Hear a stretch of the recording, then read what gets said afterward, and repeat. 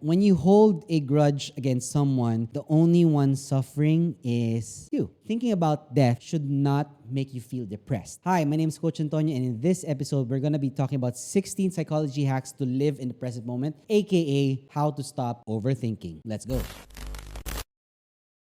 Living in the present moment takes a lot of practice. Believe me, I was a huge overthinker back then, and it didn't help at all. When you learn how to live this way, you will live a much more fuller life and appreciate the beauty in every activity, every second of the day, that current moment. For living like there's no tomorrow and to stop worrying, here's how to stop time and live in the present moment.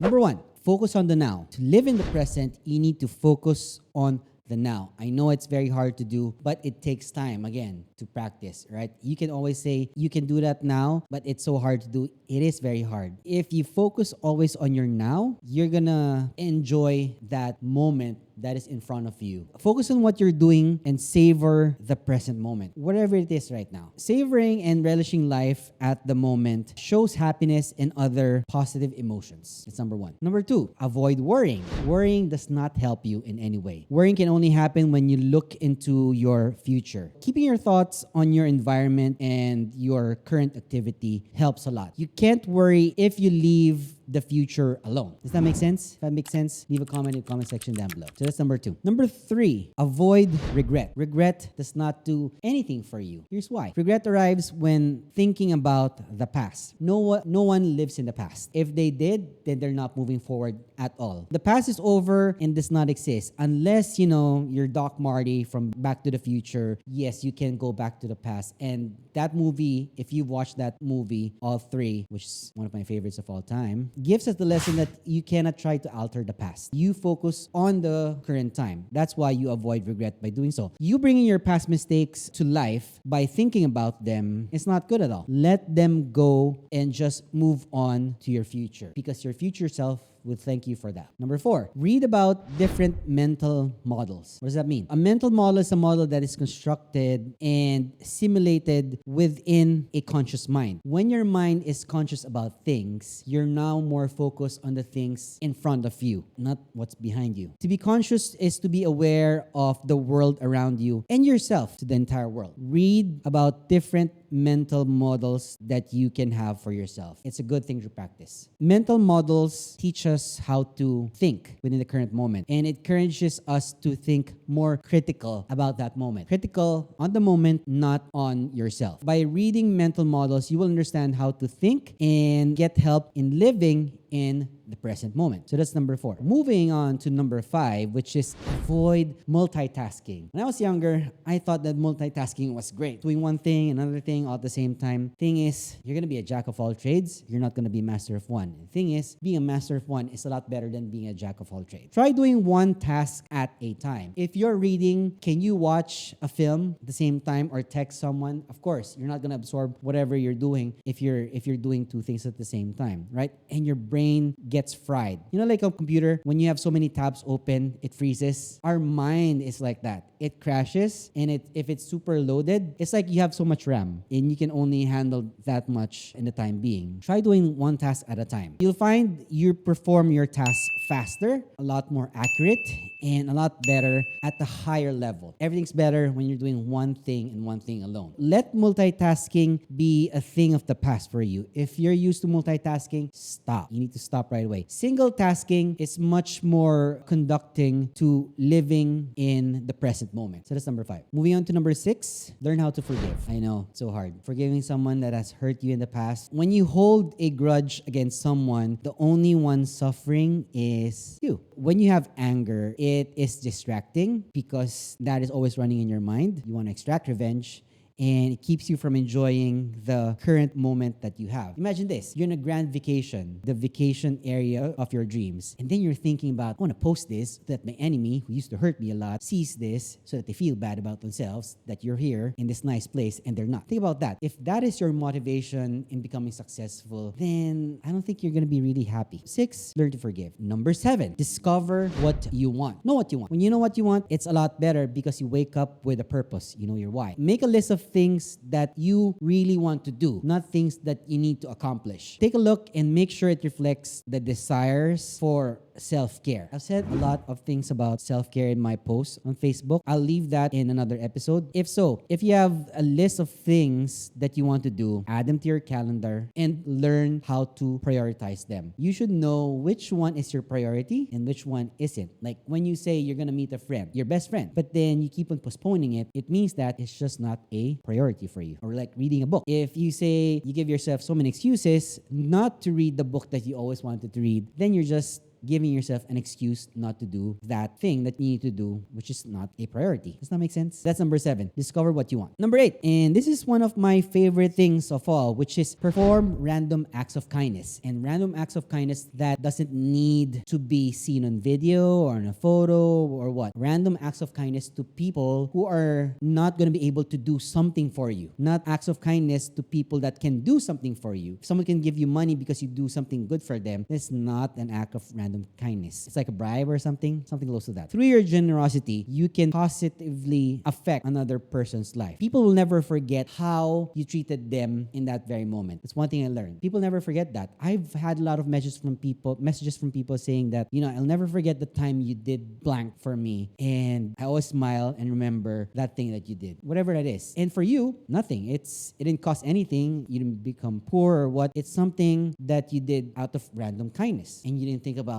documenting or writing like, dear diary, today I did a random act of kindness. Not that kind of thing. Doing a random act of kindness not only helps you live in the moment because you see that moment and you can help someone in that current moment instead of thinking about something in the future, but improves the moment for you and for that other person as well. Does that make sense? That makes sense? Leave a comment in the comment section down below of one random act of kindness that you did recently. Number 8. And by the way, if you're enjoying this episode, subscribe to the channel would be outstanding. Number 9 is a little tricky, but it is something we need to do even if it's the pandemic. Learn how to take a nature walk or walk outside your house. So there may not be a better way to live in the moment than to get outside, get some fresh air, and take a nature walk, wherever that may be. I don't care where you live, where you at. You can always do that anywhere, even if you live in the city. It's good exercise and it can help you relieve a lot of stress because when you stay in one environment from your house, straight to the office, kind of takes its toll on your mind, and people get crazy thinking about what's happening because they're just in common environments. That's the reason why I still go to the office even if there's nothing to really do, because it's a change of scenery for me. It helps keep you sane. At the same time, helps you think what you can do at that present moment. That's number 9. Take a nature walk or go somewhere where there is an environment where you can actually think. Number 10, it's unplugging. Unplug. Many of us has this fear of FOMO. Are you familiar with the word FOMO? Fear of missing out. It's a thing. It's an actual thing. I didn't know that when I was a kid. FOMO is real. I didn't know when I was a kid that, for example, my high school friends, when they go out on a Saturday and my parents would not let me go out because I was just a minor, like 16 or 17, they would not allow me to go out. So I had FOMO because on Monday, all my friends would be talking about the crazy things that happened during that day, and then you'd be left out. That's an example of FOMO. Many of us have that, and it's okay to have FOMO. You want to make a commitment to leave your phones behind during mealtime, as an example. Be present with the people that you're currently with. I've had so many pictures back then of me being in dinner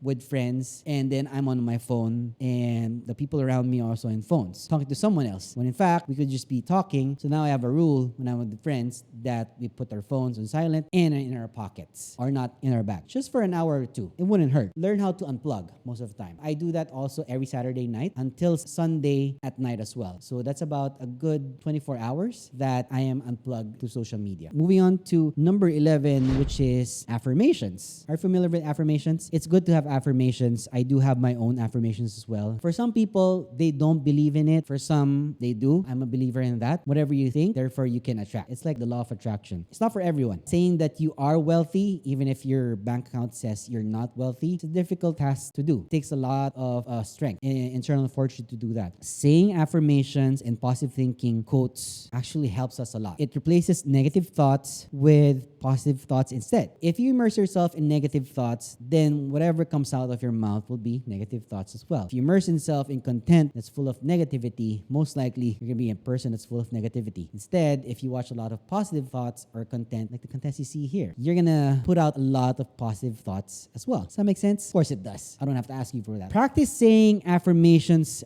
daily as much as you can. I do that every morning upon waking up. One of the first things that I do before sleeping will completely change your present if you do so. I can guarantee you that. Believe in your thoughts that you are, therefore you will. So that's number 11. Have your affirmations and do it over and over again nonstop. Number 12. Celebrate daily wins. Every day you are winning. You just don't recognize it. To live in the present, list down or write down everything that you have accomplished during that day. So you can do that at night. When you write all your wins down, you'll start to realize how many are they. You get addicted to it. Wins are wins, no matter how big or small they are. Being able to accomplish a task that you never accomplished before, that's a win. Being able to fix your bed is your first win. Not pressing snooze on your alarm is a win. So when your alarm goes off and you immediately get up, that's a win. Not touching your phone when you wake up, being the 13th thing that you need to do in the day, is a win. These things can help you savor the successes rather than thinking about what you did not accomplish that day. Focus on the things that you are doing right instead of the things that you didn't do right. Number 12, celebrate small wins. Number 13,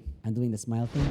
One of my mentors said I should smile more in my videos. That's number 13. Smile. Not only does smiling make you feel good, smiling at someone will make their day too. You want to be sincere. Find something about that person that you appreciate and let them know about it. Here's a trick from one of the books, How to Talk to Anyone. Whenever you meet someone new, don't smile at them right away, but instead, not looking at them and then looking at them and then you smile slowly is a lot more genuine than smiling at everyone. Makes you look like a politician. When you're just smiling all the time, makes it not sincere. But when you're poker face and then you smile at someone, it gives an idea that that person made you smile instead. Smiling as an art. I practice my smile actually in front of a mirror. I know that this is my smile. I can go over this. That's an over smile. So this is my smile. So this is something I practice every day in front of the mirror. When I'm washing my face or doing something in front of the mirror, I practice that smile over and over again. Number 13, smile. Moving on to 14, which is sleep is crucial. Sleep is very important. I used to sleep 3 to 5 hours when I was still working, and I thought I was invincible. But in fact, it was one of the worst things to do for yourself. It's like torture. Sleeplessness makes us really tired, moody, have mood swings. It makes us less enthusiastic and unfocused because you're cranky when you don't have 7 to 9 hours of sleep every day. If you stay in that state for too long, you'll start to see negative effects on your life. Just like a drug addict. When they take drugs that makes them stay awake, the longer time that they stay awake artificially, the more violent that they get. It's the same thing. Imagine if you have no sleep for 48 hours. That's going to make you so cranky and not a good person to be with. You're creating problems for yourself if you do so. So try to give up caffeine to reinvigorate your sleep life. If you drink a lot of coffee, try to minimize drinking coffee because coffee is like drugs. It is an addiction. It's one of the few things that I think people get addicted to that should be banned for those that don't know how to regulate it from themselves. Sleep is king. Number 14. Moving on to number 15, and one of my favorites. If you need help, ask for it. Because if you don't ask, the answer is no. Simple enough. Most people don't know the concept of asking. They assume, oh, I thought that you won't help me. That's why I didn't ask. I didn't bother. Oh, I thought you'd do this. That's why I didn't bother asking. Wrong. Not being able to get help is very exhausting. And not asking for help will lead to burnout. So look at your day and see where you're spending the most time with, and especially on tasks that you don't need to be doing. For example, laundry, doing household chores, and things that 80% someone can do for you, have it done. If you can afford having someone to do things for you, then do so. Let people help you. Learn how to have people help you. You are not an island. People think that you can do everything themselves. The smart ones actually get a lot of people to do things for them instead of doing everything for themselves. That's how you use your wealth, create more wealth, because you use that as leverage. Manpower is leverage. leverage. If you have manpower, then that is great leverage for you to grow even further. So that's number 15. If you need help, ask for it. Don't be afraid to ask. Number 16, silence is helpful. Take a few days to be more mindful about your conversations that you have, whether physical or online, even mental as well. You want to avoid saying anything that is unnecessary. We say a lot of things that are not needed, like our thoughts about politics, our thoughts about sports, our thoughts about our relationships to other people. Most of the things we say, 90% of the things we say are not really important. And we think that it's important to be heard. You know, activists, I've had so many arguments before with activists, and looking forward to them 10 years after did nothing really much for those activists, to be honest. If you are an activist, then I suggest we talk 10 years after